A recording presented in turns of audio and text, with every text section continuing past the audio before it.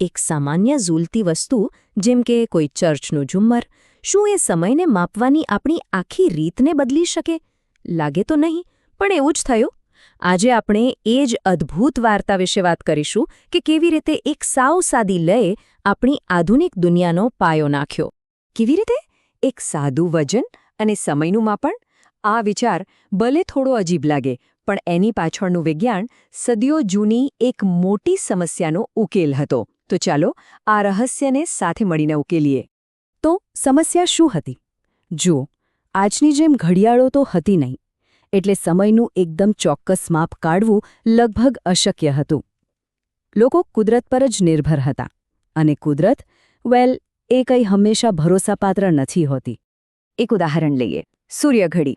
બરાબર, તડકો હોય ત્યાં સુધી તો બધું બરાબર ચાલે, પણ જેવો વાદળછાયો દિવસ થયો કે પછી રાત પડી એટલે શું? બસ એ સાવ નકામી બની જતી. પછી બીજી પદ્ધતિઓ પણ હતી, જેમ કે જળઘડી. આઈડિયા તો ખરેખર બહુ હોશિયારીભર્યો હતો, પણ એમાં પણ એક સમસ્યા હતી. પાણીનો જે પ્રવાહ હતો એ હંમેશા એકસરખો નહોતો રહેતો, અને ઉપરથી એની જાળવણી કરવી પણ કંઈ સહેલી ન હતી. પણ પછી કંઈક એવું બન્યું જેણે બધું બદલી નાખ્યું. અને આ સમસ્યાનો ઉકેલ કોઈ મોટી પ્રયોગશાળામાં નહોતો મળ્યો. ના, એ તો મળ્યો એક ચર્ચમાં, એક સાવ અચાનક થયેલા અવલોકનથી. તો વાત એવી છે કે એક યુવાન ગેલિલિયો ગેલિલી ચર્ચમાં બેઠા હતા. એમણે એક ઝુમ્મરને ઝૂલતું જોયું. હવે આવું તો બીજા ઘણા લોકોએ જોયું હશે, બરાબર ને? પણ ગેલિલિયો અલગ હતા. એમનું ધ્યાન ગયું એની એકદમ એકસરખી લયબદ્ધ ગતિ પર.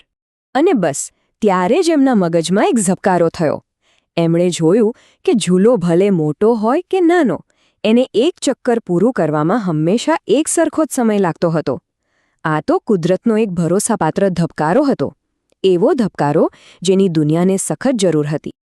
તો આ જે ગેલિલિયોએ જોયું એની પાછળનું વિજ્ઞાન શું હતું? ચાલો એને જરા સમજીએ. આપણે જેને સાદું લોલક કહીએ છીએ એ બીજું કંઈ નથી, બસ એક દોરી પર લટકાવેલું વજન. એકદમ એવું જ જેવું ગેલિલિયોએ ચર્ચમાં ઝુમ્મરના રૂપમાં જોયું હતું. હવે આની જે સતત આગળ પાછળ થવાની ગતિ છે ને, ખરી મજાની વાત તો એ જ છે. વિજ્ઞાનની ભાષામાં આને દોલન ગતિ કહેવાય છે. અને ગેલિલિયોની સૌથી મોટી શોધ એ હતી કે આ ગતિને પૂરી થવામાં કેટલો સમય લાગે છે એ વાત વજન પર કે ઝૂલો કેટલો મોટો છે તેના પર આધાર જ નથી રાખતી. અને આ જ હતી મુખ્ય શોધ.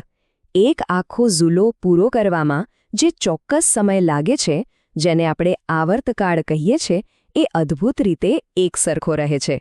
અને ખબર છે, એ ફક્ત અને ફક્ત દોરીની લંબાઈ પર આધાર રાખે છે. દોરી લાંબી તો આવર્તકાળ પણ લાંબો. બસ આટલું સરળ. અને સૌથી મજાની વાત શું છે ખબર છે? આ આવર્તકાળ કોઈ પણ ઘરે બેઠા માપી શકે છે. હા, બહુ જ સહેલું છે. અહીં જે સરળ સ્ટેપ્સ બતાવ્યા છે, બસ એને ફોલો કરવાના છે. ચાલો એક ઉદાહરણ જોઈએ. માની લો કે 20 ઝૂલા પૂરા થવામાં 45 સેકન્ડ લાગે છે.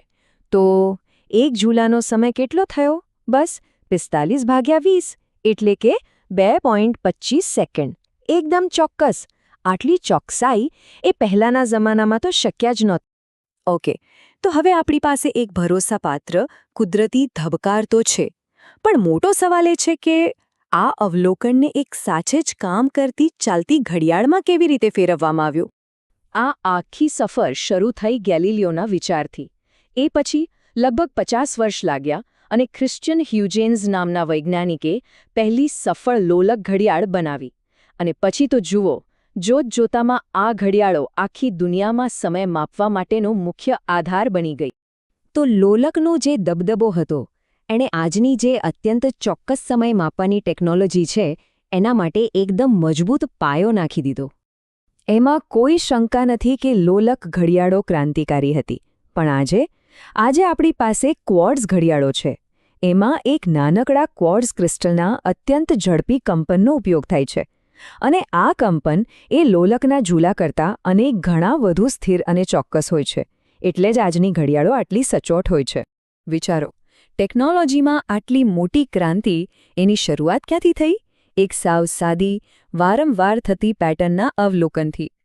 આ વાત આપણને વિચારવા પર મજબૂર કરી દે છે કે આપણી આસપાસની દુનિયામાં હજી એવી કેટલી અદૃશ્ય પેટર્ન અને રહસ્યો છુપાયેલા હશે જે બસ કોઈના ધ્યાન પર આવવાની રાહ જોઈ રહ્યા છે.